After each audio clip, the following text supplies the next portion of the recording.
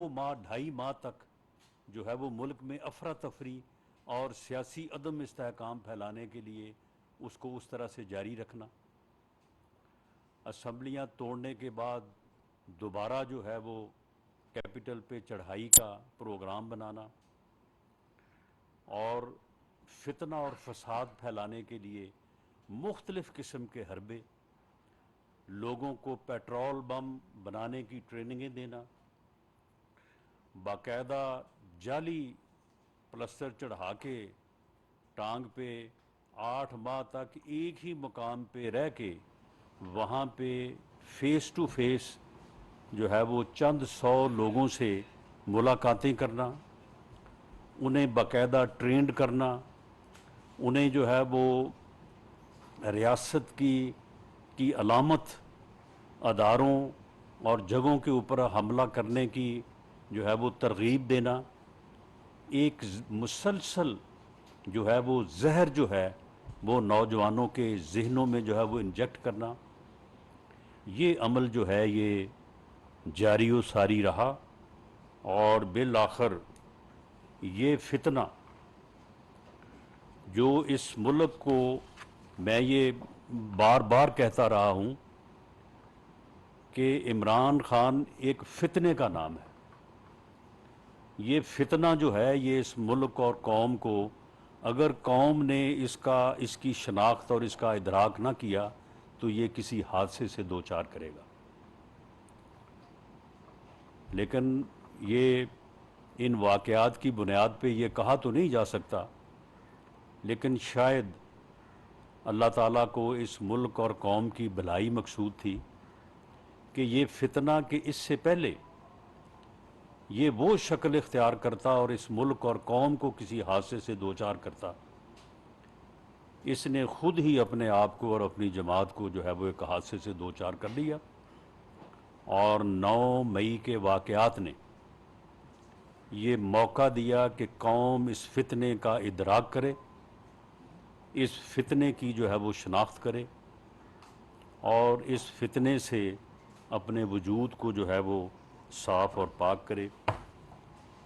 तो ये 9 मई को जो वाक़यात हुए हैं उनके मतलब मुख्तलिफ़ किस्म की जो है वो क़यास आराइयाँ या अपने तौर पे जो है वो अंदाज़े जो है वो लगाए जा रहे हैं। तो इसलिए मैंने ये मुनासिब समझा कि आज जो ट्रू फैक्ट्स हैं, फैक्चुअल पोजीशन जो है वो आपके सामने रख दी जाए, ताकि उसमें किसी किस्म की मुबालगा आराई का जो है वो एहतमाम या जो है वो मौका ना रहे। और मैं आपसे भी ये गुजारिश करूँगा कि जो फैक्ट्स एंड फिगर मैं आपके सामने रखूँगा, मैं वो पूरी ज़िम्मेदारी से जो है वो रख रहा हूँ, पूरी ज़िम्मेदारी मैं उसकी लूँगा। उसमें अगर कोई फ़र्क हो तो आप मुझे कन्फ्रंट कर सकते हैं, लेकिन ये है कि इन फैक्ट्स को जो है वो उस वक्त तक उसमें कोई आप जो है वो चीज़ कन्फ्रंट ना करें, उनके ऊपर आपको जो है वो यकीन करना चाहिए, क्योंकि ये बड़े हसास मामलात हैं। इसमें जो वाक़यात हुए हैं उसमें थ्रू आउट पाकिस्तान जो है वो 499 FIRs का इंदराज हुआ है। 499, इसमें से 88 FIR जो हैं वो एंटी टेररिस्ट एक्ट के तहत दर्ज हुई हैं और 411 जो है वो अदर जो लाज हैं, मिसाल के तौर पे किसी जगह पे किसी बस को आग लगा दी या वो लॉ इन्फोर्सिंग एजेंसीज़ की ड्यूटी जो हैं उनमें जो है वो कोई मुदाखलत की गई। इसी तरह से जो ATA के जो अरेस्ट हैं, ATA के केसेस में टोटल पूरे मुल्क में through out country, across the country 3944 लोगों को जो है वो अरेस्ट किया गया है, जिनमें पंजाब का फिगर क्योंकि ज़्यादा है तो वो मैं अलहदा से आपको, ये 2588 है और KPK में जो है वो तकरीबन 1100 यानी 1099 लोगों को जो है वो अरेस्ट किया गया है।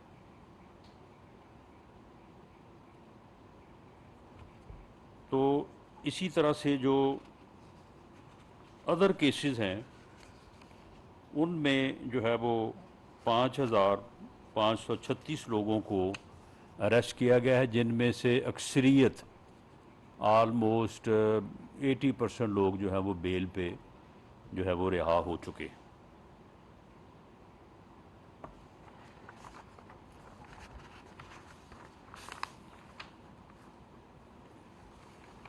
ये अब फिगर आपके सामने है कि ये 499 500 FIRs में से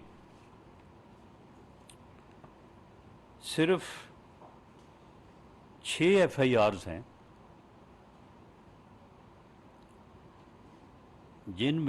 जिनको जो है वो प्रोसेस किया जा रहा है। तो 2 पंजाब में हैं जो अंडर प्रोसेस हैं, और 4 जो हैं वो KPK में हैं, जिनका मुमकिना ट्रायल जो है वो मिलिट्री कोर्ट में जो है वो हो सकता है। अब ये 499 FIRs में से सिर्फ ये 6 FIRs हैं जिनको देखा जा रहा है, जिनको प्रोसेस किया जा रहा है कि उनमें उनका ट्रायल जो है वो मिलिट्री कोर्ट्स में मुमकिना तौर पे जो है वो हो सकता है। लेकिन फ़ज़ा ऐसे बनाई जा रही है कि जैसे पता नहीं सब कुछ जो है वो मिलिट्री कोर्ट्स में जो है वो ट्रायल होने जा रहा है। टोटल जो अक्यूज़्ड, ये जो टोटल फिगर जो है वो मैंने आपको नोट कराया वो आपके ज़हन में रहे, सिर्फ 19 अक्यूज़ जो हैं वो ट्रांसफ़र हुए हैं मिलिट्री कोर्ट्स को या मिलिट्री हुकाम को पंजाब में, और 14 हुए हैं KPK में, और बाकी किसी जगह पे कोई ऐसा मामला नहीं है। अब इसमें यह है कि इसका प्रोसीजर ये है कि मिलिट्री हुकाम जो केस को इन्वेस्टिगेट करते हैं तो वो केस को जो है वो उसका ट्रायल जो है वो शिफ्ट नहीं होगा, यानी वो केस की कॉग्निजेंस नहीं लेंगे। उस केस में वो ये देखेंगे कि कहाँ कहाँ पे मिलिट्री एक्ट या ऑफिशियल सीक्रेट एक्ट का जो है वो इतलाक होता है। अगर एक ATA के केस में 300 मुल्ज़मान हैं और उनमें से 10 लोग ऐसे हैं जो उस जो है वो जगह पे फॉल करते हैं कि जहाँ पे जो है वो ऑफिशियल सीक्रेट एक्ट की वायलेशन हुई है या मिलिट्री एक्ट की वायलेशन हुई है, तो वो एक्शन जो है मिलिट्री कोर्ट का ट्रायल जो है वो उस तक महदूद होगा। बाकी केस जो है या 290 या 291 जो अक्यूज्ड हैं उनका केस जो है वो ऑर्डिनरी कोर्ट में चलेगा। अब इसमें भी बड़ा अभाम पाया जा रहा है कि जी ऑफिशियल सीक्रेट एक्ट क्या है और ये मिलिट्री एक्ट का जो है वो इतलाक जो है वो सिविलियंस पे ये किस तरह से हो रहा है। तो इस बारे में मैं सिंपल ये आपके सामने आम फहम आम आदमी की ये समझ में बात आ जाए कि ऑफिशियल सीक्रेट एक्ट और मिलिट्री एक्ट 1952 का इतलाक जो है वो उस जगह पे होता है कि कोई बिल्डिंग या उस बिल्डिंग का कोई हिस्सा, कोई ऑफिस या कोई एरिया जो डिफेंस से मुतल्लिका जो है वो उसका पर्पस है, वहाँ पे ऐसी हसास तनसीबात मौजूद हैं जो मुल्क के दिफा से मुतल्लिक हैं, जिनका वहाँ पे मौजूद होना मुल्क के दिफा का, रियासत के दिफा का अगेंस्ट एनिमी जो है वो उनका पर्पस है। और अगर कोई शख्स एनी पर्सन, अगर कोई यूनिफॉर्म पर्सन भी है और वो अथोराइज्ड नहीं है उस एरिया में जाने का, he is also guilty of this offence. Any person अगर उस एरिया का, जो कि वो बिल्डिंग है, वो ऑफिस है, वो एरिया है, और वो प्रोहिबिटेड एरिया डिक्लेयर है, ये आप कैंट एरियाज में जाते होंगे तो आप वहाँ पे जहाँ चाहें आप जा सकते हैं, लेकिन बाज़ जगहों पे, बाज़ बिल्डिंग पे वहाँ पे लिखा होता है प्रोहिबिटेड एरिया, ममनुआ इलाका। उसमें जो ट्रेसपास करे, उसके अंदर दाखिल हो या किसी को दाखिल करने की तरगीब दे या किसी को दाखिल होने में मदद दे, तो वो guilty of official secret act और मिलिट्री एक्ट की मुख्तलिफ दफ़ात के तहत जो है वो काबिल मुआखज़ा है, काबिल सज़ा है। अब इसमें यह है कि इसमें सिविलियन का सवाल कैसे पैदा हो गया या सिविलियन प्रोटेस्ट का सवाल कैसे पैदा हो गया।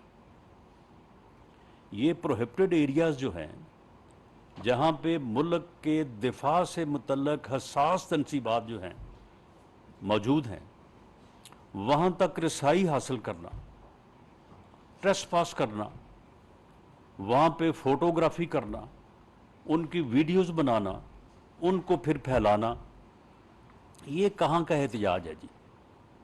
और इस एहतजाज को अगर आप जो है वो कवर दें सिविलियन प्रोटेस्ट का और जो है वो ह्यूमन राइट्स का, तो फिर कौन सी रियासत जो है वो अपने आप को जो है वो मौसर अंदाज से जो है वो अपना दिफा कर सकती है। कैपिटल हिल में तो शायद ऐसी तनसीबात जो है वो नहीं थी, वो उनका एक तरह से पॉलिटिकल ऑफिस है, या जो लंदन राइट्स हुए वहाँ पर भी कोई ऐसी बात नहीं थी, लेकिन उन मुलज़मों को किस आहनी हाथ से जो है वो डील किया गया। जिस मुलज़म ने उस हॉल में दाखिल हो के जो स्पीकर की टेबल है उसके ऊपर खड़े हो के तस्वीर खिंचवाई थी, तो उसे 4 साल जो है वो सज़ा हुई है। और इसी तरह से बाकी लोगों का जैसे जैसे कोई जुर्म था उसके मुताबिक जो है, वहाँ पे तो खलील जमदे साहब ने कोई ट्वीट नहीं किया, कोई उन्हें ख्याल नहीं आया कि यहाँ पे कोई ह्यूमन राइट्स जो है इनकी वायलेशन हो रही है। यहाँ पे खलील ज़ल्मे साहब को जो है वो रोज़ उनको ये बड़ा नज़र आ रहा है कि जी यहाँ पे बड़ी ह्यूमन राइट्स की वायलेशन हो रही है, रोज़ जो है वो ट्वीट जो है वो कर रहे हैं। वहाँ पे लॉबीज़ जो हैं वो बड़ी सरगर्म है, उनको यहाँ से डॉलर पहुँचाए जा रहे हैं, बड़ा माल खर्चा जा रहा है कि जी आप दस्तखत करके भी दें और लॉबी भी हो, और जनाब ये यहाँ पे जो है वो बड़ा कोई ह्यूमन राइट्स के अगेंस्ट जो है वो काम हो रहा है। तो ये जो जो भी जो है मुलज़म उन प्रोहिबिटेड एरियाज़ में ट्रेसपास करता है, तो उसमें किसी ना तो कॉन्स्टिट्यूशनल अमेंडमेंट की ज़रूरत है, ना उसमें कोई नया कानून बनाने की ज़रूरत है, ना उसमें कोई मिलिट्री कोर्ट बनाने की ज़रूरत है। There are standing courts there, वो ऑलरेडी मौजूद हैं और वो अपना काम कर रही हैं, और अपना जो दिफा से मुतल्लिक़ मामलात हैं उसके ऊपर उनकी पूरी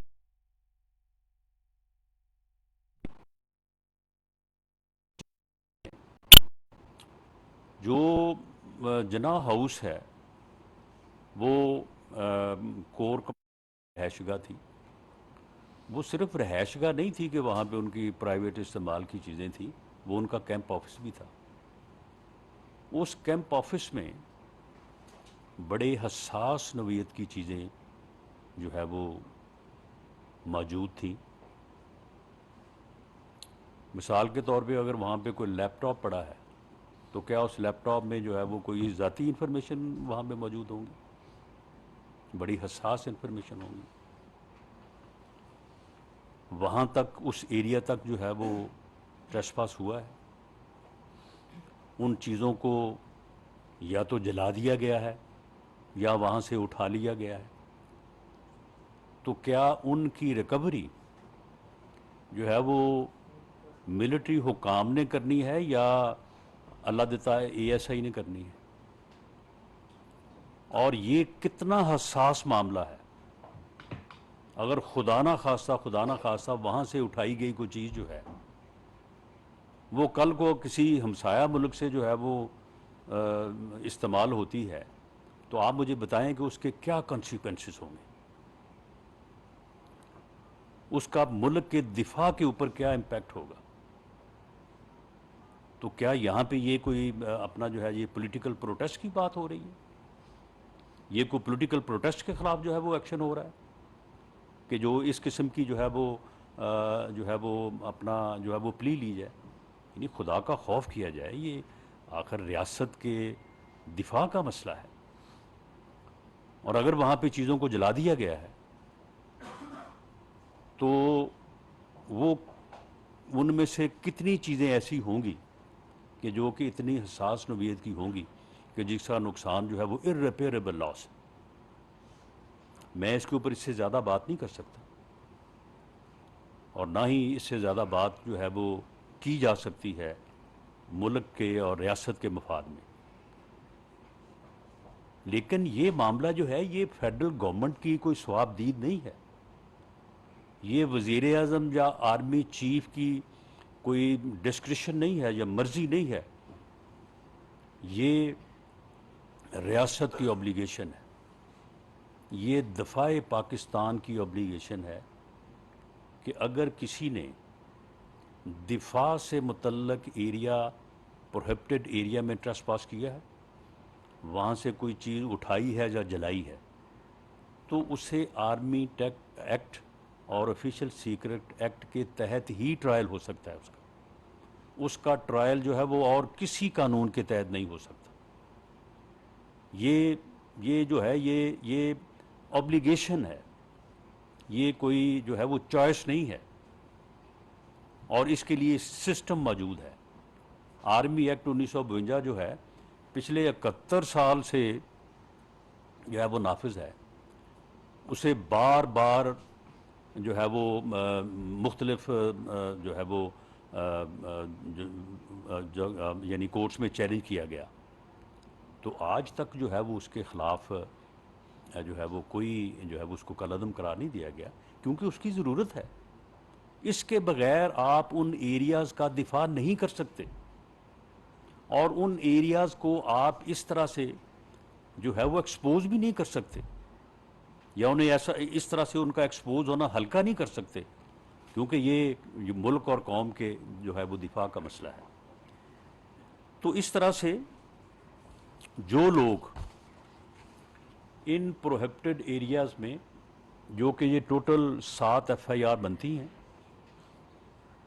पूरे मुल्क में, मर्दान में पंजाब रेजिमेंट का जो हेडक्वार्टर है वो ट्रेसपास हुआ, और वहाँ पे जो बाहर कर्नल शेर खां की जो तस्वीर का मुजस्मा था, शहदा की यादगार थी, उसको जिस तरह से बेहुरमत किया गया, उसके मुजस्मे के साथ जो है वो सलूक किया गया, वो एक अलग चीज़ है।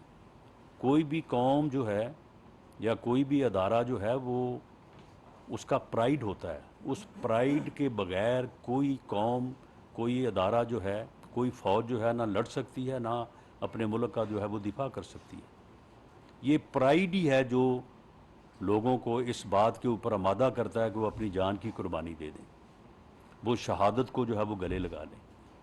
उस प्राइड को इंजर करना, डैमेज करना और इस तरह का उसके साथ सलूक करना जो है कि ऐसी कुर्बानी पेश करने वाले लोगों या उनके लवाकीन के ऊपर जो है वो एक नेगेटिव इम्पैक्ट हो, तो ये भी जो है वो अपने तौर पे यानी मुल्क के दिफा को जो है वो कमज़ोर करने वाली बात है। तो इसी तरह से 4 केसेस वहाँ पे हैं, 3 केसेस जो हैं वो पंजाब में हैं, जिनकी मुमकिना तौर पे जो है यानी 499 500 FIRs में से टोटल जो है वो 6 या 7 FIRs की, और उन FIRs में से जो है वो कुछ मुल्ज़मान की जो है इसमें मिसाल के तौर पे एक प्रोहिबिटेड एरिया है, उस एरिया के बाहर जो है वो लोग जमा हैं, वो प्रोटेस्ट कर रहे हैं, वो नारे लगा रहे हैं, उनको जो इस वक्त जो मेरी इन्फॉर्मेशन है, उन लोगों को जो है वो इस ट्रायल में शामिल नहीं किया जाएगा। जो लोग उस प्रोहिबिटेड एरिया में दाखिल हो गए हैं और दाखिल होने के बाद वो उस हसास एरिया में नहीं गए और उस एरिया में जाके उन्होंने आग नहीं लगाई या कोई चीज़ नहीं उठाई, तो शायद उनको भी जो है वो इस जो है वो अमल से बाहर रखा जाए। लेकिन जो लोग उन प्रोहिबिटेड एरियाज़ में दाखिल होके हसास तनसीबात को जलाने, उनको उठाने में मुलव्वस पाए जाएंगे और जिनकी शनाख्त के एक नहीं, एक से ज़्यादा, 3-4 से ज़्यादा ज़राए से तस्दीक होगी, वो बंदा जो है, वो मुल्ज़म जो है, वो खुद कहेगा कि जी मैं ही था वहाँ पे, ये व्हाट्सएप मैसेज मैंने ही लोड किया है, ये मेरा ही अकाउंट है और इस अकाउंट में मैंने खुद ही ये सारी बातें जो हैं, ये सारी बातें लिखी और मैंने जो है वो की है, ये वीडियो मेरी है, ये तस्वीर मेरी है, मैं वहाँ पे ये आग लगा रहा था, मैंने ये चीज़ वहाँ से उठाई है। आखिर ये चीज़ें रिकवर भी तो करनी है ना। तो ऐसा करने में अगर किसी को वहाँ पे जलाओ घराओ करने में पकड़ा जाएगा तो मिलिट्री एक्ट 1952 में उसकी सज़ा है 3 साल। और अगर इससे आगे जाके वो फ़ोटोग्राफी करता है उन हसास चीज़ों की और उसके बाद वहाँ पे तोड़ फोड़ करता है, उनको जला देता है, उनको ज़ाया कर देता है, उसकी सज़ा है 14 साल। जबकि इसी एक्ट की, द सेम एक्ट जिसमें सिर्फ घराओ जलाओ हो, इससे और कुछ ना हो, एंटी टेररिस्ट एक्ट सेक्शन 7 में इसकी सज़ा 25 साल है। यानी अगर यही केस इन्हीं मुल्ज़मान के ऊपर अगर इधर चलेगा तो जिस जुर्म की सज़ा 3 साल है घराओ जलाओ की, अगर वो एंटी टेररिस्ट कोर्ट में चलेगा तो उसकी सज़ा 25 साल है सेक्शन 7 के तहत। तो ये कोई किसी के साथ जो है वो कोई जुल्म होने या ज़्यादती होने नहीं जा रही। ये लॉ की ऑब्लिगेशन है कि अगर दिफा से मुतल्लक इंस्टॉलेशंस प्रोहिबिटेड एरिया में जो है वो कोई दाखिल होता है और इसमें कोई ज़्यादा जो है वो पेचीदगी भी नहीं है, प्रोहिबिटेड एरिया जो है वो डिक्लेयर्ड हैं आर्मी रूल्स के तहत, आर्मी एक्ट के तहत, और उन एरियाज़ में जो ट्रेसपास करे और वहाँ पे जाके ये अमल करे, वही जो है वो उस जुर्म में मौखुज़ है। बाकी इसके अलावा जो है वो किसी के ऊपर जो है वो ये ऑफेंस जो है ये नहीं बनता। तो इसलिए ये एक प्रोपेगेंडा करना इस अंदाज से कि जी ये कोई सियासी एहतजाज के ऊपर जो है वो मिलिट्री कोर्ट्स कॉग्निजेंस ले रही हैं, मिलिट्री कोर्ट जो है वो बनाई जा रही हैं, कोई मिलिट्री कोर्ट नहीं बनाई जा रही, कोई आइनी अमेंडमेंट नहीं की जा रही, कोई जो है वो किसी प्रोटेस्ट को जो है वो रोकने के लिए या कर्ब करने के लिए जो है वो किसी का ट्रायल जो है वो नहीं हो रहा। और बाकी जहाँ तक इस बात का मामला है, ये मुल्क और रियासत के दिफा का मामला है। अगर उन एरियाज़ में कोई भी जाए, कहा जा रहा है कि जी कल को फिर ऐसे होगा, वो भाई कल को फिर अगर कोई ऐसे करेगा तो फिर ऐसे होगा। मुल्क के दिफा को आप जो है वो इस बात के ऊपर जो है वो आप जो है वो एक सेटिस्फाइड तो नहीं कर सकते कि जी ये सिर्फ किसी की जो है ये मंशा है। तो इस तरह से जो है ये मैं वजाहत जो है ये मैं करनी चाहता था। बाकी तमाम केसेस जो हैं वो ऑर्डिनरी कोर्ट्स में जो है वो ट्रायल के लिए जो है वो पेश किए जाएंगे और इसमें जो एविडेंस है इसमें नादरा के ज़रिए से और जो जो मौके पे एविडेंस है उसके ज़रिए से अक्सर यानी क्योंकि ये एक यानी जो फितना है इसकी जो है वो बड़ी बड़ी ट्रेनिंग और बड़ी प्लानिंग हुई है। और जितने भी लोग जो हैं ये जो कह रहे हैं कि जी हमें तो पता नहीं था, इनके अपने अकाउंट्स देखें, इनका आप देखें ना पिछले 6 माह पिछले 8 माह का, कि ये क्या करते रहे हैं, किस तरह की तैयारी करते रहे हैं, ये क्या कहते रहे हैं, ये अवाम अवाम फट पड़ेंगे, अवाम चढ़ दौड़ेंगे, छुपने के लिए जगह नहीं मिलेगी। तो ये किस बात की जो है वो ये सारी तैयारी हो रही थी, ये इसी फितने के लिए जो है, और मुल्क को जो है वो अनारकी और अफरा तफरी के सुपुर्द करने के लिए जो है ये सारी जो है वो तैयारी हो रही थी। इन लोगों के जो अपने इंस्टाग्राम ग्राम पे और व्हाट्सएप पे जो ट्विटर अकाउंट्स हैं वो इनकी एविडेंस है। ये जो कहते रहे हैं, जो करते रहे हैं, बाकायदा पूरी दुनिया को उससे आगाह करते रहे हैं, बल्कि अपनी खुद एविडेंस क्रिएट करते रहे हैं, ताकि ये मालूम हो कि जो ड्यूटी हमारी लगी थी हमने पूरी कर दी है। तो ये खुद अपने ऊपर जो है वो खुद गवाह है। तो इन तमाम लोगों को जो है वो इन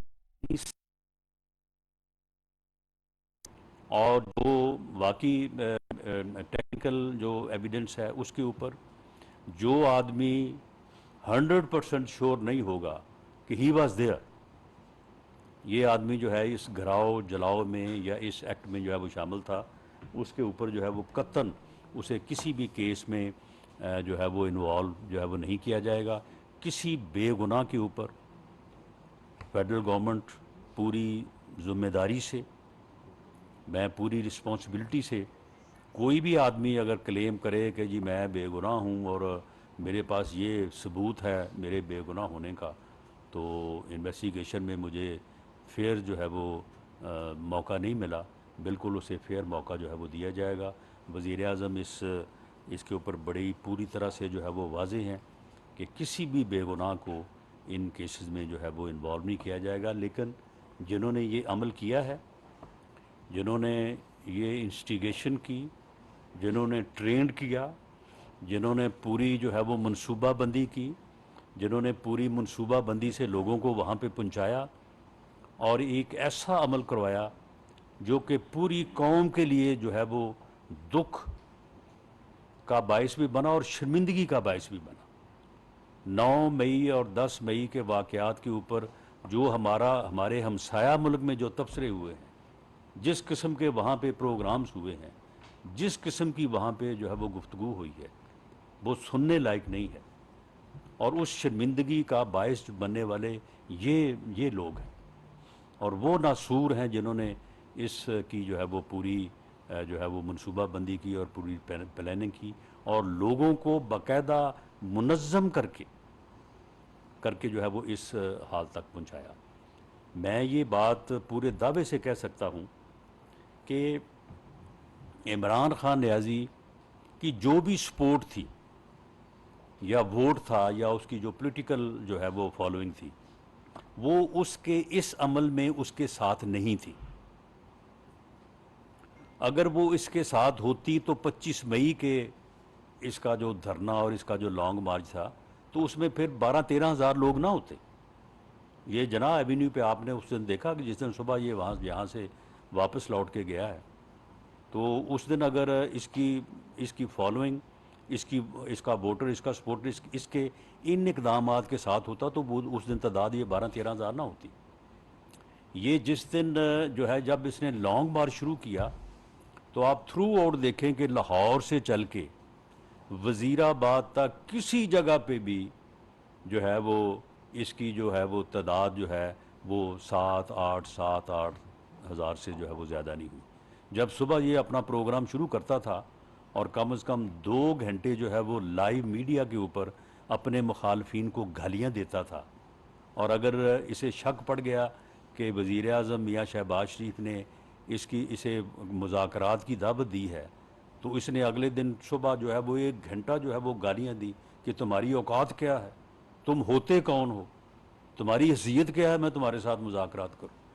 और वो 2 घंटे की जो है वो जो गुफ्तगू है वो मीडिया पे पूरी दुनिया सुनती थी, और वहाँ पे सुनने वाले जो है वो 250, 300, 400 लोग होते थे। इसलिए कि अवाम इनकी इस जो है वो अफरा तफरी और अनारकी की कोशिश और इस फितने के जो है वो साथ नहीं थे। इसी तरह से जब इसने कहा कि मैं इंसानों का समुंदर लेके आऊँगा, इसने कहा पूरी कौम मेरे साथ खड़ी है, पूरी कौम मेरे साथ है, और अब पूरी कौम जो है वो इस्लामाबाद की तरफ बढ़ेगी और जो है वो हम हमलावर होंगे इस्लामाबाद के ऊपर। उस दिन भी रावलपिंडी में जहाँ पे इसने इकट्ठे हो के हमलावर होना था इस्लामाबाद के ऊपर, वहाँ पे आप देख लें तमाम इंडिपेंडेंट ज़राए से भी जो है वो 20,000 माइनस प्लस का जो है वो अंदाज़ा था। लेकिन चलें आप को 5-10 को ज़्यादा भी लगा लें, तो कौम इसके साथ नहीं थी। इसी तरह से जब जब भी इसने प्रोटेस्ट की कॉल दी है, किसी एक जगह के ऊपर जो है वो 500, 700, 1000, 250, 300, 150, 70, 80 से जो है वो ज़्यादा लोग नहीं हुए। तो इसकी अपनी जमात जो है, अब ये लोग जो हैं जो इससे अलहदगी का जो है वो ऐलान कर रहे हैं, तो ये कहा जा रहा है कि जी उनके ऊपर बड़ा दबाव है। वो भाई बड़ा दबाव तो इस बात का होगा ना कि आप पार्टी छोड़ दें।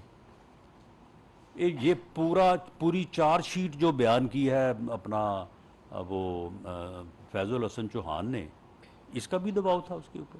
वो जो वाक़यात उसने सुनाए हैं कि जी फ़लाँ मीटिंग में ये हुआ, फ़लाँ मीटिंग में ऐसे हुआ, फ़लाँ मीटिंग में जो है वो मैंने ये कहा, उन्होंने ये कहा, तो ये भी दबाव का हिस्सा है। पूरी चार्जशीट पेश की है उन्होंने, और उसने कहा है कि जनाब एक तसलसल था कि हम इस जो है वो फितना फसाद के नज़रिए और कोशिश के साथ जो है वो मुतफिक नहीं थे। रात जो प्रेस कॉन्फ्रेंस की है मुसर्रत चीमा ने और जमशेद चीमा साहब ने, तो उन्होंने ये कहा नहीं है कि ये वो मनफी सियासत थी, ये वो अफरा तफरी और फितने की सियासत थी जिसका अल्टीमेट जो है वो अंजाम जो है वो 9 मई को हुआ। अब अगर वो दबाव के तहत ये सारा कुछ कर रहे थे तो उन्हें ये कहने की क्या ज़रूरत थी। वो सिंपल कह देते कि जी ठीक है जी हम पीटीआई छोड़ रहे हैं और हम जो है वो इससे जो है वो अलहदा हो रहे हैं।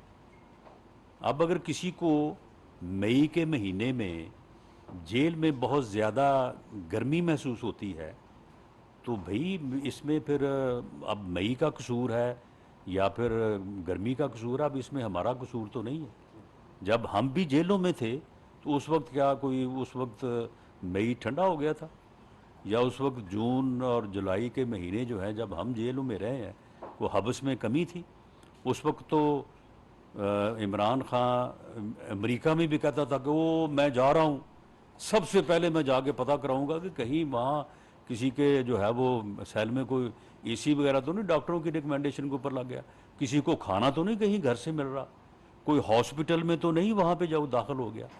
मैं को तकरीबन 7 माह रहा हूँ अपना कैंप जेल में। हॉस्पिटल का जो एरिया है वो मेरे लिए आउट ऑफ बाउंड था। वो डॉक्टर साहब कह रहे थे कि जी आप मुझे तो चाहे जो है वो 10 दफ़ा बुला लें लेकिन आप हॉस्पिटल में दाखिल नहीं हो सकते, आपके ऊपर पूरी तरह से ये पाबंदी है कि इस बंदे को हॉस्पिटल में नहीं आने देना, वहाँ पे कहीं आगे ये बेड के ऊपर ना लेट जाए। तो आप ख़ुद तो ये सारा कुछ जो है वो आप करते रहे हैं। अब अगर आपसे जो है वो जेल किसी से जो है वो बर्दाश्त नहीं हो रही, तो ये इसमें जो है वो हमारा कसूर तो नहीं है। लेकिन अगर आप इन जराइम का हिस्सा हैं तो इसमें जो है हो सकता है कि कुछ लोगों का ये केस हो जिसमें माफ़ी तलाफ़ी हो सकती हो। जो क्रिमिनल जुरिस्प्रूडेंस है उसका ये एक मुसल्लमा जो है वो लॉ है, तरीक़ाकार है, पॉलिसी है, असूल है, और ये शरीयत में भी जायज़ है कि जुर्म करने वाला अगर अपने जुर्म पे शर्मिंदा हो और गैर मशरूत माफ़ी का ख़ासगार हो तो उसे माफ़ी या उसकी सज़ा में तख़फ़ीफ़ की जा सकती है। ये एक चीज़ जो है ये मौजूद है। अदालतें भी जो है वो इस अमल को जो है वो इन मानों में लेती हैं और सज़ा में जो है वो तख़फ़ीफ़ जो है वो कर देती हैं। लेकिन वो जुर्म की नोयत होती है। जिस तरह से मैंने पहले कहा है कि एक आदमी बाहर खड़ा नारे लगा रहा है उसमें, और एक आदमी जो है वो दाखिल होकर वहाँ से कोई चीज़ उठा रहा है या किसी चीज़ को आग लगा रहा है, तो दोनों में फ़र्क है। किसी जगह पे माफ़ी हो सकती है, किसी जगह पे सिर्फ तख़फ़ीफ़ हो सकती है। उससे ज़्यादा शायद जो है वो करना जो है उसकी मुआशरा इजाज़त ना दे।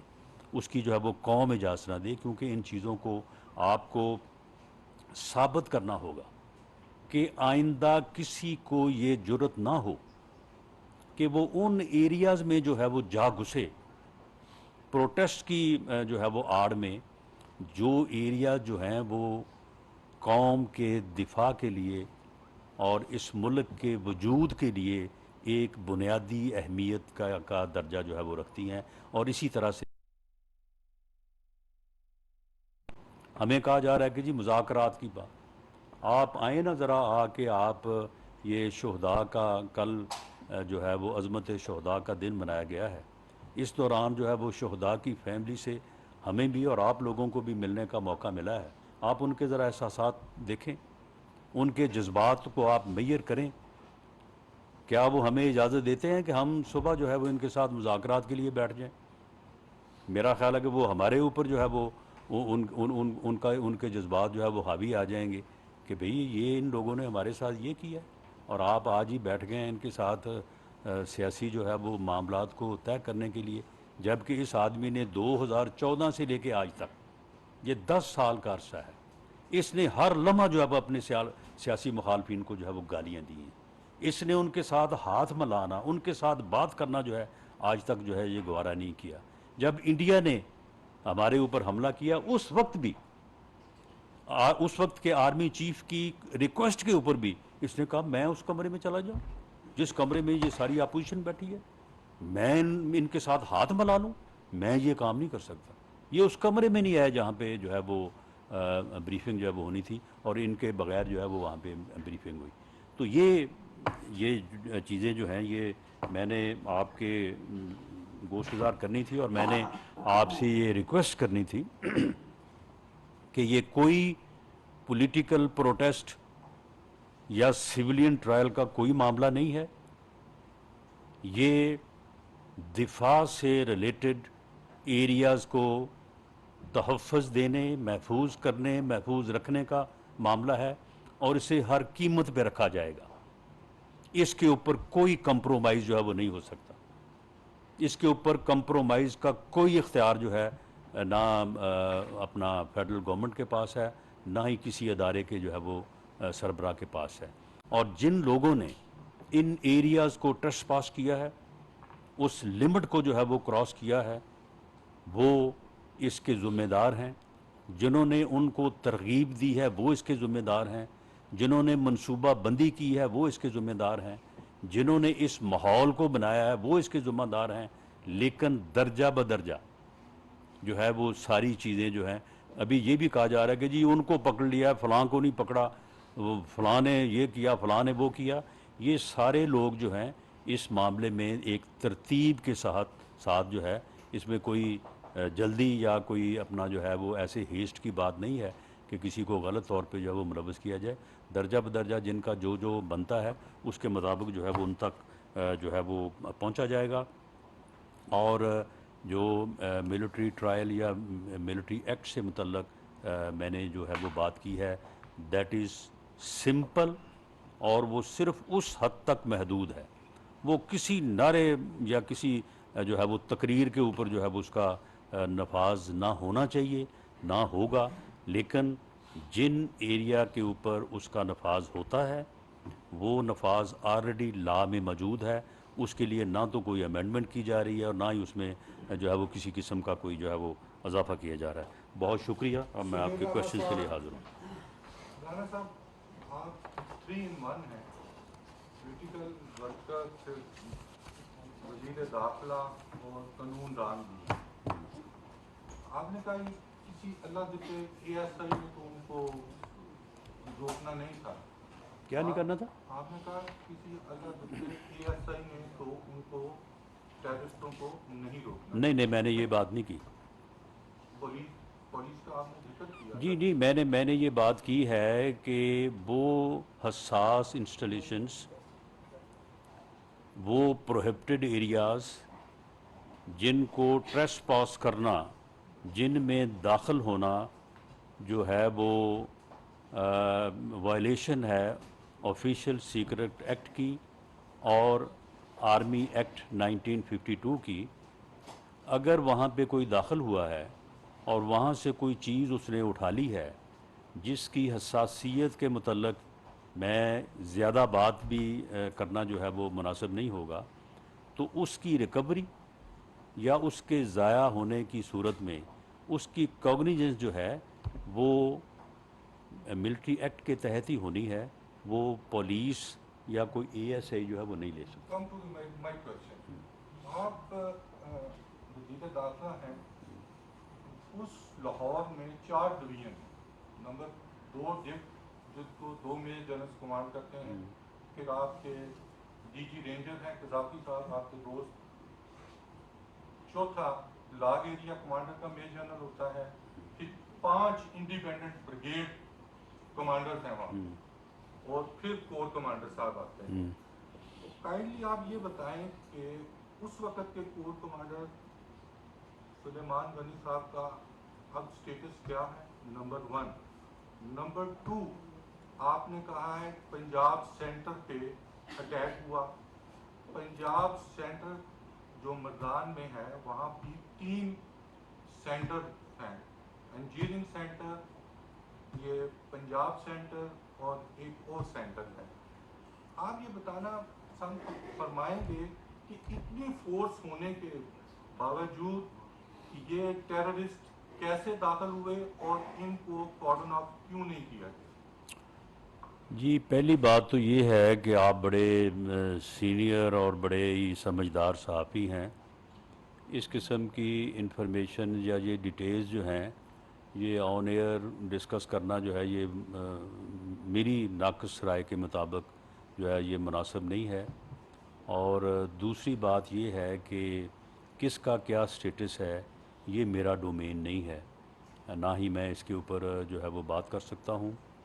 बाकी रही बात कि ये किस तरह से दाखिल हुए और इन्हें किस तरह से रोका गया और किस तरह से नहीं रोका गया, ये अब इर्रेलेवेंट है। इसके मुतल्लक बाकायदा तहकीक दोनों साइडों पे हो रही है और इसमें अगर किसी की कोताही पाई गई तो उसके ऊपर एक्शन लिया जाएगा। लेकिन अब इस वक्त सवाल ये है कि ये दाखिल हुए हैं या नहीं हुए। अगर ये दाखिल हुए हैं तो फिर रेलेवेंट लॉ के तहत इनका ट्रायल होगा, और अगर ये दाखिल नहीं हुए और ये मैंने फैक्ट्स एंड फिगर्स आपको दे दिए हैं कि ये नंबर है एफआईआर का, ये नंबर है अरेस्ट का, तो मैं हाज़िर हूँ। मैं ये बात जो है उन्हें उसके ऊपर आपको जवाबदेह हूँ और ये साबित कर सकता हूँ कि ये लोग दाखिल हुए हैं। कौन कहाँ तक हुआ है, किसका जुर्म कहाँ तक जो है वो बनता है और कहाँ नहीं बनता, वो जो है वो इन्वेस्टिगेशन जो हो रही हैं उसमें मैं आपको इंश्योर करता हूँ कि इंशाअल्लाह ताला फ्री होंगी, फेयर होंगी और मेरिट पे होंगी। काबर साहब समा से। अच्छा, ये बताइए कि जो अभी ईसीएल में नाम डाले गए जिसमें इमरान खान, बुशरा बीबी और उसके अलावा तमाम रहनुमाओं के नाम, काबीना ने इसकी मंजूरी दी थी या ये इनके नाम पीएनआई एलिमेंट के जरिए डाले गए हैं? दूसरा सर इसी में ये बता दीजिए कि जो जीएचक्यू हमले के लोग हैं इनको भी आज हवाले किया जाएगा मिलिट्री के हवाले से, तो क्या सेक्शन जज इसमें कोई बैरिकेड लगा सकते हैं? देखिए, पहली बात तो ये है कि ये जो नाम है, एक तो होता है ईसीएल पे जो है वो नाम डालने के लिए जो है वो कैबिनेट की अप्रूवल जो है वो ज़रूरी होती है। लेकिन बाज़ लिस्टें बनी हुई हैं, जिस तरह से ये प्रीलिमिनरी एक लिस्ट है, फिर एक बीएल ब्लैक लिस्ट है, तो वो फौरी तौर पे अगर कोई अंदेशा हो कि जी फ़लाँ आदमी ने ये जुर्म किया है या फ़लाँ आदमी के ख़िलाफ़ ये एलिगेशन है और वो इससे पहले कि वो प्रोसीजर मुकम्मल हो ईसीएल में डालने का, तो ये आदमी जो है ये निकल जाएगा। तो उसमें आर्जी तौर पे जो है वो नाम जो है वो डाला जाता है। ये नाम जो है ये आर्जी तौर पे डाले गए हैं। उसके बाद जो इनके ख़िलाफ़ एलिगेशन होगी उसकी नोयत को देखते हुए फिर जो है वो इनके नाम जो हैं वो इसमें जो है वो ईसीएल में डाले जाएंगे या जो है वो नहीं डाले जाएंगे। बाकी जहाँ तक मैंने आपको अर्ज़ किया है 19-1 और 14-1 ये मुल्ज़मान जो हैं ये बाकायदा जो मिलिट्री हुकाम हैं वो उनका किरदार, उनका रोल सारा देख के प्रूफ्स जमा करके उसके बाद कोर्ट में उसकी जो है वो रिक्वेस्ट डालते हैं और कोर्ट जो है वो बाकायदा रिकॉर्ड का जायज़ा लेने के बाद जो है वो उसके ऊपर जो है वो अपना ऑर्डर जो है वो पास करती है। तो ये सारा अमल जो है वो इसी तरह से हुआ है। और जो लोग कोर्ट में नहीं होते या कोर्ट में अभी उनका जो है वो यानी कस्टडी में नहीं होते, तो वो फिर जो सेक्शन 549 है ऑफ CRPC, उसमें एक बाकायदा प्रोसीजर है पूरा कि किस तरह से जो है वो उनको फिर जो है वो उनकी हवालगी होती है, बाकायदा उसका जो है वो अंदराज होता है। और मैं ये भी आपके सामने ये मामला जो है ये रख दूं कि ये जो ट्रायल है, इसमें एक तो ये है कि ये कस्टडी के मरहले पे भी जुडिशल रिव्यू होता है। उसके बाद फिर जब वहाँ पे सज़ा जज़ा का मामला होगा तो उसके बाद फिर एक अपील जो है वो चीफ़ ऑफ आर्मी स्टाफ के पास होती है। तो उसके बाद बाकायदा हाई कोर्ट में भी जो है वो अपील कर सकते हैं, उसके बाद सुप्रीम कोर्ट में भी जो है वो अपील कर सकते हैं। और उसमें वो जो है वो जुडिशल रिव्यू का इख्तियार हाई कोर्ट्स और सुप्रीम कोर्ट को होता है। उसमें सज़ाया सेटिसाइड भी हो सकती है और बरकरार भी रह सकती है। एनी इंडिपेंडेंस है?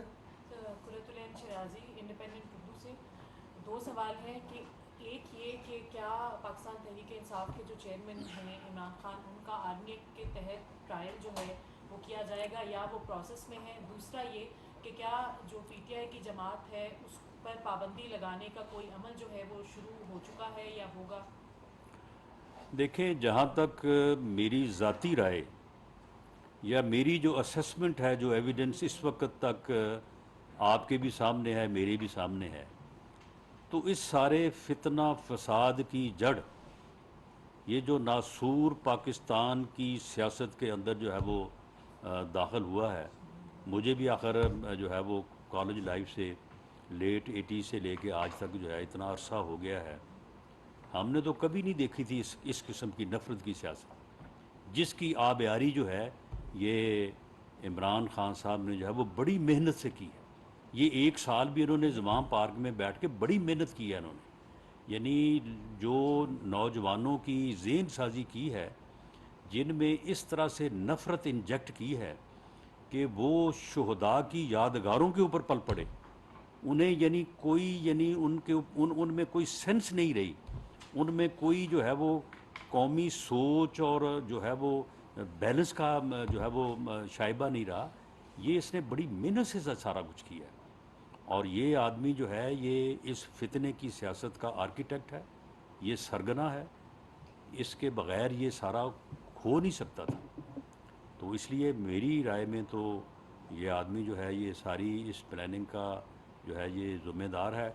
और उसके अलावा वो लोग भी जो लोगों को फ़ोन कर कर के कह रहे थे कि तुम्हें पता है कि तुम्हारा टारगेट क्या है, पहुंचो वहाँ पे, इनका ये ख्याल था कि शायद जब हम ये अपने टाइगर भेजेंगे वहाँ पे और ये ट्रेनी लोग तो अवाम भी आ जाएंगे साथ, अवाम भी हज़ारों लाखों की सूरत में आ जाएंगे और जो है ना वो एक अवामी इनकलाब जो है वो आ जाएगा। लेकिन जिस तरह से मैंने कहा कि अवाम और इनकी जो सपोर्ट थी भी, उन्होंने इनके इस फितना और फसाद फैलाने के अमल को जो है उन्होंने बिल्कुल इसको जो है वो इंडोर्स नहीं किया। तो बिल्कुल जो है वो ये इस ज़ुमरे में आते हैं। और जहाँ तक पाबंदी लगाने की बात है, आप देखें पाबंदी जो है गवर्नमेंट तो सिर्फ रेफरेंस भेज सकती है, पाबंदी तो जो है वो फिर सुप्रीम कोर्ट से जाके लगनी है। तो एविडेंस तो मौजूद है, लेकिन आगे फ़ैसला जो है वहाँ से फ़ैसले में जो है वो जो चीज़ें रुकावट हैं वो इससे पहले भी कई दफ़ा जो है वो डिस्कस हुई हैं कि हमारे मुल्क का जो निज़ाम अदल है वो इस वक्त किन सायों और किन जो है वो यानी जो है वो मामलात में जो है वो गिरा हुआ है।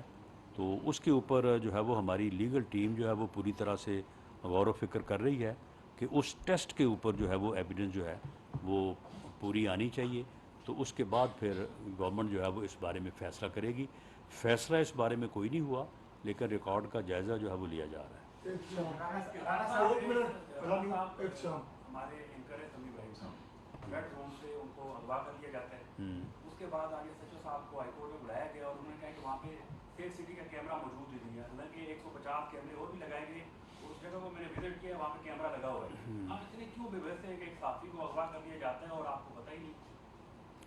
सहाफ़ी को अगर अगवा किया है तो जिसने अगवा किया है आप उसके ख़िलाफ़ मुतलका थाने में एप्लीकेशन दें, हम उसको उस केस भी रजिस्टर करेंगे, इन्वेस्टिगेशन भी करेंगे। अब ये तो अब आपका इल्ज़ाम है ना कि अगवा कर लिया गया है। अब सिर्फ इल्ज़ाम की बुनियाद के ऊपर तो कुछ नहीं किया जा सकता, लेकिन अगर इस बारे में आपके पास कोई एविडेंस है तो बिल्कुल हुकूमत जो है उसके ऊपर इन अकॉर्डेंस विद लॉ अमल करने और उसको इन्वेस्टिगेट करने को तैयार है। राणा साहब, अला नूर मशरक से जो लोग प्रेस कॉन्फ्रेंस कर रहे हैं, पीटीआई छोड़ रहे हैं, क्या उनके खिलाफ भी कार्रवाई होगी या नहीं? और अगर कार्रवाई मतलब नहीं होती या उनको गिरफ्तार मतलब किस वजह से किया था, वो मतलब क्यों गिरफ्तार हुए? वो गिरफ़्तार इसलिए हुए थे कि 3 MPO एक कानून है कि जिसमें अगर ये एप्रीहेंशन हो कि फ़लाँ आदमी जो है वो अमन व अमान की सूरत हाल को बिगाड़ सकता है या अमन व अमान की सूरत हाल में कोई खलल डाल सकता है, तो उसे 3 MPO के तहत डिटेन किया जा सकता है। तो इन लोगों के मुतल्लक आप मुझे बताएं कि कोई शक शुबा है कि ये लोग जो है ये इस सूरत हाल को जो 9, 10, 11 को पैदा हुई उसमें ये शामिल नहीं थे किसी न किसी दर्जे में। अब वो दर्जा जो है उसके ऊपर मैं नहीं भी बात कहता कि इनका ट्रायल होना चाहिए या इनको जो है वो चलान होना चाहिए, हो सकता है उससे पहले दर्जे के ऊपर हों ये, लेकिन ये वहाँ पे मौजूद थे, इनसे ये तवक्को की जा सकती थी, अब भी इनसे तवक्को की जा सकती है। तो इसलिए इनको 3 MPO के तहत जो है वो डिटेन किया गया था। बाकी जो इन्वेस्टिगेशन का अमल है वो अमल अमन व अमान की इस सूरत हाल के ऊपर होने वाले एक्शन से बिल्कुल अलहदा है। वो अलहदा से इन्वेस्टिगेशंस हो रही हैं, वो मिलिट्री साइड पे भी हो रही हैं जो केसेस उनसे मुतलका हैं, जिस तरह से मैंने वजाहत की है। ATA वो JITs बनी हुई हैं, वो इंडिपेंडेंट नहीं कर रही हैं। अगर उनकी तफ्तीश में ये लोग जो पार्टियां छोड़ रहे हैं या जो रिहा हो रहे हैं, अगर इनका किरदार वहाँ पे कोई डिटेक्ट हो गया तो ये उन केसेस में गिरफ़्तार हो सकते हैं। अब सिर्फ उनको इस बुनियाद के ऊपर कि आप जो है वो किसी किस्म की जो है वो इस किस्म की कार्रवाई में हिस्सा नहीं लेंगे, इस गारंटी के ऊपर छोड़ा जा रहा है। या बाज़ के लिए कोर्ट्स ने ऑर्डर किए हैं, लेकिन कोर्ट्स ने भी कहा है कि इनसे बयान हल्फी लें, उनसे बयान हल्फी लिए जा रहे हैं और सिर्फ इस तसल्ली पे छोड़ा जा रहा है कि ये अमन व अमान की सूरत हाल को ख़राब नहीं करेंगे। उस्मान मुजफ्फर ITV से।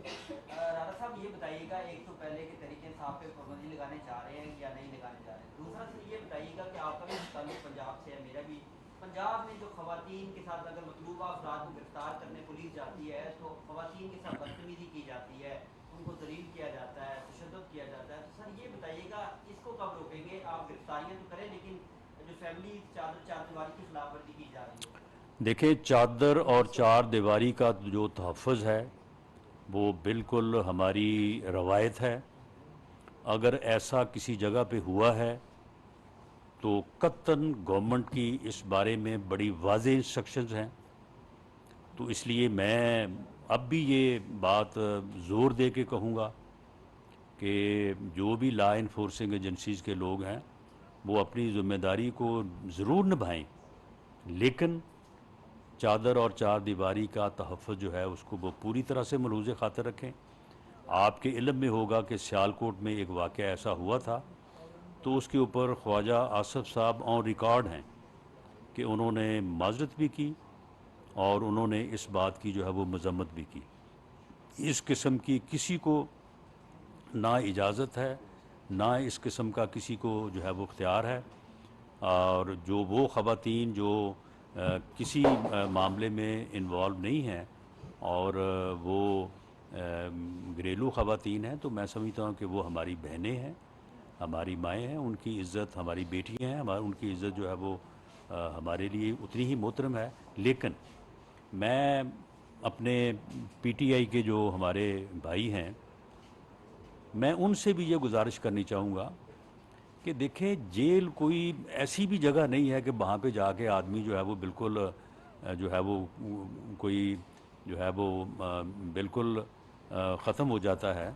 हम जेलों में रहे हैं, आपके सामने है, आपने हमें रखा और आपने जिस तरह से रखा वो भी आपको पता है। तो इसके बावजूद जो है तो आप जिनके ऊपर कोई इल्ज़ाम है तो आप फेस करें उसको, आप अदालत में चले जाएं, अदालत में जाके अपनी जो है वो गिरफ्तारी दे दें।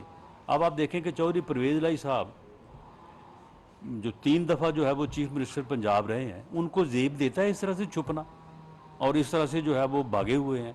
भई आप आएँ, आगे सामने जो है वो आप आके जो है वो अपने आप को पेश करें, आपका मुकम्मल एहतराम किया जाएगा, आपके चादर और चार दीवारी का जो है वो एहतराम किया जाएगा। तो आप अपने आप को पेश करें, अपने जो है वो जो भी आपके ऊपर इल्ज़ाम है उसका वो आप जवाब दें। तो ये भी जो है ये मैं समझता हूँ कि गैर ज़रूरी तौर पे जो है वो लोगों का पुलिस के आगे भागना और फिर छुपना और इस हद तक कि फिर उनसे भी जो है वो कोई तजावज़ किसी जगह पे हो, लेकिन बहरहाल मैं उसकी बिल्कुल सपोर्ट नहीं करता। सर खैबर टीवी से जी। मुदस्सिर साहब खैबर टीवी से। राणा साहब, मुदस्सिर हुसैन खैबर टीवी से। मेरा सवाल आपसे ये है कि तहरीक इंसाफ के काफ़ी ऐसे रहनुमा है जो 9 मई वाक़यात में मुलविस समझे जाते थे, लेकिन अब वो धड़ाधड़ प्रेस कॉन्फ्रेंसेस करके बाहर आ रहे हैं। तो ये जो ड्राई क्लीन की सहूलत है जस्ट लीडर्स के लिए होगी या कारकुनों को भी सहूलत से नवाजा जाएगा? मेरा सेकंड क्वेश्चन आपसे ये है कि साबिका चीफ मिनिस्टर खैबर पख्तूनख्वा महमूद खान और साबिक फेडरल मिनिस्टर मुराद सईद साहब के पैगामात आ रहे हैं लेकिन उनके वेयर अबाउट्स का नहीं पता। तो ऐसी स्पेकुलेशंस है कि वो मुल्क छोड़कर बाहर चले गए हैं, तो इस बारे में भी बताइएगा, क्या इंफॉर्मेशन है आपकी? जी, उनके बाहर जाने की इंफॉर्मेशन हमारे पास तो नहीं है और उनको जो है वो उस लिस्ट में भी शामिल किया गया है जिसमें जो है वो उनको बाहर जाने से रोका गया है। बाकी आपने सहूलत की बात की है, तो देखिए सहूलत जो है ना वो तो रोल से जो है वो मुंसलिक है। किसका क्या रोल है और इन्वेस्टिगेशन में उसके ख़िलाफ़ क्या सबूत जो है वो सामने आते हैं। देखिए ऐसा भी हो सकता है कि एक आदमी जो है उसने कोई अमल किया हो लेकिन इंसिडेंटली उसका कोई सबूत जो है वो ना हो, तो हो सकता है कि फिर आपकी नज़र में वो गुनाहगार है, लेकिन अदालत की नज़र में तो वो गुनाहगार उसी वक्त होगा जब आप उसके ख़िलाफ़ कोई सबूत लेके आएंगे। तो ये माफ़ी तलाफ़ी जो है ये तो हर किसी का जो रोल है वो तयन करेगा कि उसका रोल माफ़ी के ज़ुमरे में आता है या फिर उसको जो है वो हर कीमत पे प्रोसिक्यूट किया जाए। पीटीआई के लोग आए रोज जो है वो पार्टी छोड़ रहे हैं, तो आप क्या समझते हैं कि 1988 से आज तक इक़्तिदार में रहने वाली अवामी मुस्लिम लीग के साथ शमूलियत करने तो नहीं जा रहे सर? ये नहीं, देखें मामला ये है कि पीटीआई के लोगों की जो अक्सरियत है वो इस सियासत से, जो सियासत इमरान खान साहब कर रहे थे उससे मुतफिक नहीं थे। ये आप देख लें, आप इनके प्रोटेस्ट को देख लें, उसमें पार्टिसिपेशन को देख लें, आप इसमें जो है वो इनकी जो सेकंड दर्जे की लीडरशिप है उनकी आपसे हमसे जो गुफ्तगू होती रही उसको आप देख लें, तो वो लोग इस पागलपन के साथ नहीं थे, वो इस फितने की सियासत के साथ नहीं थे। ये इन्होंने एक कल्ट जो है जो कि पूरे मुल्क में चंद सौ लोगों के ऊपर मुश्तमिल था, जो बराह रास्त इमरान खान के साथ मुंसलिक था, ये इन्होंने इख्तियार किया हुआ था और ये समझते थे कि इसके ज़रिए से वो इनकलाब ले आएंगे और मुल्क के ऊपर कब्ज़ा कर लेंगे, और ये कब्ज़े की ही इन्होंने जो है वो कोशिश की है जो कि नाकाम हुई है। आखिरी सवाल दी न्यूज़ से और पीछे दी न्यूज़ से। जी, ये जो आपने बताया वाक़यात, ये 6 से 7 FIR हैं, 6 हैं ये 7 हैं, और इनमें टोटल कितने लोग मुलव्वस हैं और क्या इन 33 के अलावा और भी लोग जो है वो डिप्टी कोर्ट पर ट्रायल किए जा सकते हैं? एक बात। तो दूसरा ये भी फरमा दें क्या इस सूरत हाल में इलेक्शन की मुमकिनात कितनी है आपके? देखिए जी, पहली बात तो ये है कि मिलिट्री कोर्ट में ट्रायल का उनका एक अपना जो है वो मयार है, और जहाँ पे वो जिस किस्म की बहुत क्रेडिबल और बड़ी स्पेसिफिक एविडेंस जो है वो क्रिएट करने के बाद ही जो है वो किसी मुलज़म को ट्रायल करने का फ़ैसला उन्होंने किया है। जिस तरह का पैमाना उन्होंने अभी तक रखा है और जैसी उनको आर्मी चीफ की तरफ से इंस्ट्रक्शंस भी हैं, तो उस पे ऊपर तो मैं कोई जो है वो यानी कोई अंदाज़ा तो नहीं कर सकता, लेकिन मेरा ख़्याल है कि ये कोई इतने ज़्यादा लोग नहीं होंगे और ये वो लोग जो उन स्पेसिफ़िक एरियाज़ में दाखिल हुए और उन स्पेसिफ़िक जो है वो तनसीबात को इन्होंने जलाया या उनको उठाया, जिनसे रिकवरी भी जो है वो बाई आल मीन्स करना जो है वो मुल्की दिफा के लिए और सालमियत के लिए ज़रूरी है। तो ये तो वही लोग आएंगे जिन लोगों के मतलब जो है वो इस किस्म के जो है वो प्रूफ्स होंगे। बाकी जहाँ तक आपने इलेक्शन की बात की है, देखें आइन के तहत असम्बलियाँ अपनी मुद्दत पूरी करेंगी, उसके बाद केयर टेकर सेटअप आएगा और जो है वो इलेक्शन जो है वो आइन के मुताबिक जो है वो इलेक्शन होगा। जो एक जो है वो मसनूई तौर पे और दौस से तकब्बर से एक अपने हिडन एजेंडे की बुनियाद के ऊपर इमरान खान ने आउट ऑफ टर्न जो है मुल्क में जो है वो 2 असम्बलियों का इलेक्शन जो है वो कराने की कोशिश की। पहले कौमी असम्बली से मुस्तफ़ी होकर ये कोशिश की, वो कोशिश जो है वो नाकाम हो चुकी है। इलेक्शन जो है वो एक ही दिन होंगे, तमाम असम्बलियों के होंगे और केयर टेकर सेटअप के तहत होंगे, फ्री होंगे और इंशाअल्लाह ताला फेयर होंगे। जितने भी दिफाई इदारे हैं वो हमारे लिए काबिल एहतराम है। क्या वजह है कि जो सजाद हैदर साहब है एयर कमोडोर, उनकी तस्दीक की गई इस्लामाबाद पुलिस के एक एहलकार की जानिब से, उनकी अहलिया भी उनके साथ मौजूद थी, उन्होंने अपना तारुफ भी करवाया, उसके बावजूद उनकी तस्दीक की गई और तमाम पाकिस्तानी कौम का दिल भी दुखा। वज़ीर आज़म ने इसकी मजम्मत क्यों नहीं की? क्या वज़ारत दाखिला ने IG इस्लामाबाद को नोटिस जारी किया? इसकी क्या वजह? उसके साथ साथ ये बताइए कि जो IG इस्लामाबाद है वो मुकम्मल तौर के ऊपर अवाम के जो जानो माल का तहफ़्फ़ुज़ है उसको यकीनी बनाने में नाकाम हो चुके हैं। गुज़श्ता रोज़ ये आपकी राय और आपकी तकरीर है, इस किस्म का कोई वाक़या मुझे रिपोर्ट नहीं हुआ। सर आपको वीडियो मौजूद है जी सर, 7 साल बच्ची का कत्ल हुआ है, उसके लवाहिदीन को जी क्या छोड़े यार, क्यों आप झगड़ा क्यों करते हैं आप? जी बैठे जी, बैठे, तशरीफ रखें जी, तशरीफ रखें आप 9 मई को जो सामना हुआ है जी, मुकद्दस जो हमारे शुहदा के खून के साथ जिन एंटी स्टेट एलिमेंट्स जो ये कानूनी हरकत की है और इसमें दुश्मन मुल्क भारत में जो शादमाने बजाए जा रहे हैं, उनके तमाम चैनल्स पे, मीडिया पे, हालांकि वो उसको एक बहुत बड़ी कामयाबी भी करार दे रहे हैं। क्या इस पूरी साजिश के पीछे इंडियन अदारों का कोई किरदार हो सकता है? देखिए मैं इसे खारिज अज़ इम्कान नहीं कह सकता। इस बारे में तहकीकात जारी हैं और शायबा है या अंदाज़ा है कि इसमें गैर मुल्की हाथ जो है ये मुलव्वस हो सकता है और ये जो बैरूनी सपोर्ट है ये ज़ल्म खलील ज़ाद जो है ना, ये जो जगह जगह से जो है वो एड़ी चोटी का जोर लगा रहे हैं, तो उनको यहाँ से फीड किया जा रहा है और वहाँ से इनको जो है वो फीड किया जा रहा है। अब आप मुझे बताएं कि ये ज़ल्म खलील ज़ाद जो है, इसे मेरा नाम कैसे मालूम हो गया? इन्होंने लिख के भेजा होगा ना वहाँ से कि जनाब ये भी बयान दें आप।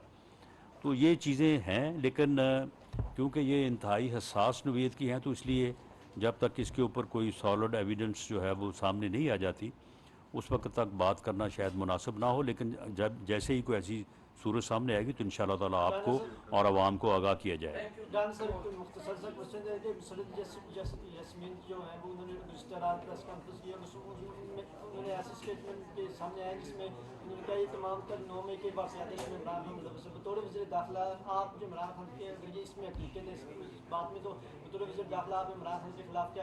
नहीं, ये जो बयानात आ रहे हैं, जिस तरह से फैज़ुल हसन चौहान ने बात की है, रात जो है वो अपना मुसर्रत जमशेद चीमा ने बात की है, जमशेद चीमा साहब ने बात की है, तो इनके अब बयानात रिकॉर्ड होंगे और ये इन्वेस्टिगेशन होगी इंशाअल्लाह।